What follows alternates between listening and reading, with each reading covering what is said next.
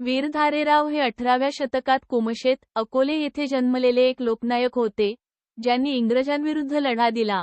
त्यांचा जन्म आणि मृत्यूची नेमकी तारीख उपलब्ध नाही, पण त्यांनी स्थानिक आदिवासींना एकत्र करून गोरिला युद्धतंत्र वापरले आणि अखेरीस पोलिसांच्या जाळ्यात अडकण्याऐवजी डोके कापून देण्याची अट ठेवून शरणागती पत्करली, असे मानले जाते.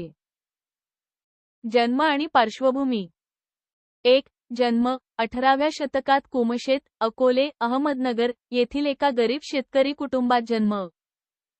2. नाव मुळा नदीच्या प्रवाहाजवळ जन्म झाल्याने धारेराव हे नाव पडले असावे असे मानले जाते. आणि 3. प्रशिक्षण लहानपणापासून गुरे राखणे आणि डोंगराळ भागाची खडानखडा माहिती असल्याने ते परिसराचे जाणकार होते.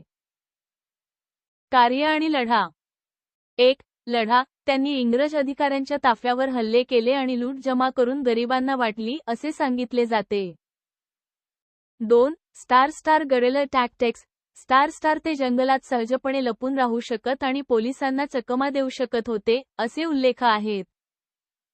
आणि 3. लोकप्रियता आदिवासी लोकांमध्ये ते खूप लोकप्रिय होते आणि त्यांच्या मदतीने इंग्रजांना आव्हान दिले.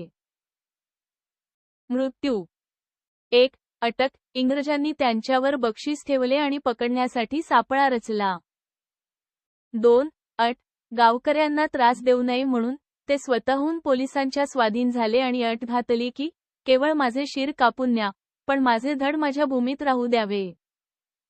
आणि 3. अंतिम क्षण यानंतर ते जंगलातच शहीद झाले असावे असे मानले जाते, पण त्यांच्या मृत्यूची निश्चित तारीख उपलब्ध नाही. सारांश. वीर धारेराव हे मराठवाड्याच्या आणि सह्याद्रीच्या डोंगरदऱ्यांतील लोककथेतील एक महत्त्वाचे व्यक्तिमत्व आहेत, ज्यांनी स्थानिक आदिवासींच्या मदतीने इंग्रजांशी संघर्ष केला आणि आपल्या प्राणांची आहुती दिली.